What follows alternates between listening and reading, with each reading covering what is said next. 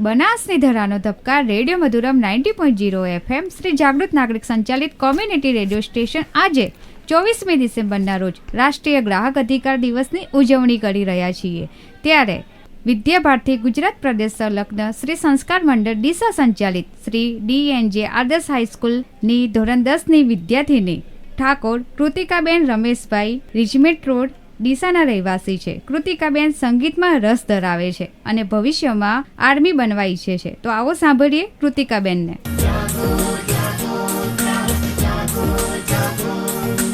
નમસ્કાર, મારું નામ ઠાકોર કૃતિકા છે. આજે હું તમને 24 ડિસેમ્બર એટલે કે રાષ્ટ્રીય ગ્રાહક અધિકાર દિનના દિવસે સૂચવીશ કે દેશમાં વધતી બેરોજગારીની સમસ્યા કેવી રીતે હલ કરી શકાય છે. નંબર 1, વસ્તી વધારા પર નિયંત્રણ. દેશમાં વસ્તી વધારાનો દર ઝડપથી વધે છે, જ્યારે રોજગારીની કેટલી તકો ઝડપથી ઊભી કરી શકાતી નથી, જેથી દેશમાં બેરોજગારી વધે છે. વસ્તી વધારા પર નિયંત્રણ કરી બેરોજગારીની સમસ્યા હલ થઈ શકે છે. વસ્તી નિયંત્રણ કરીને લાંબા ગાળે વધજૂથ યથા યોગ્ય નિયમન પણ કરી શકાય છે. નંબર 2, આર્થિક વિકાસનો દર ઊંચો લઈ જવો. ભારતમાં આર્થિક વિકાસનો દર આયોજનમાં શરૂઆતમાં 3થી 3.5% જેટલો નીચો રહ્યો છે. જો દેશના આર્થિક વિકાસમાં નિયમિત દરે ઊંચો વધારો થાય તો રોજગારીની તકે ઘણા ઊંચા દરે વધારો શક્ય બને અને રોજગારીની સમસ્યા હળવી બને છે. આ માટે દેશમાં અર્થતંત્રમાં જુદા જુદા વિભાગો વચ્ચે સંકલન કરીને જાહેર, ખાનગી, સરકારી કે અન્ય સ્વરૂપના ઔદ્યોગિક ક્ષેત્રે મૂડીરોકાણ વધે તેવા પ્રયત્નો કરવા જોઈએ.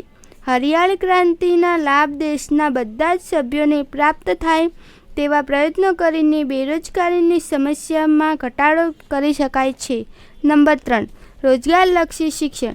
ભારત દેશમાં કારકુનો તૈયાર કરતું પુસ્તકીય જ્ઞાન આપવાને બદલે વર્તમાન વેપાર, વાણિજ્ય, ઉદ્યોગ, ખેતી અને અન્ય ક્ષેત્રોને અનુરૂપ વ્યવસાયલક્ષી શિક્ષણ આપવાની શિક્ષણ વ્યવસ્થાની જરૂર છે, જેથી વ્યક્તિ આવા અભ્યાસ અને તાલીમ મેળવ્યા પછી સરળતાથી રોજગારી મેળવી શકાય છે. ભારતમાં ઈસવીસન 2015ની નવી શિક્ષણ નીતિમાં શિક્ષણ દ્વારા રોજગારી સર્જન કરવા માટે ઉદ્યોગો સાથે જોડાણ સાધનોનો ઉત્પાદકીય શિક્ષણનો હેતુ નિર્ધારિત કરવામાં આવ્યો છે.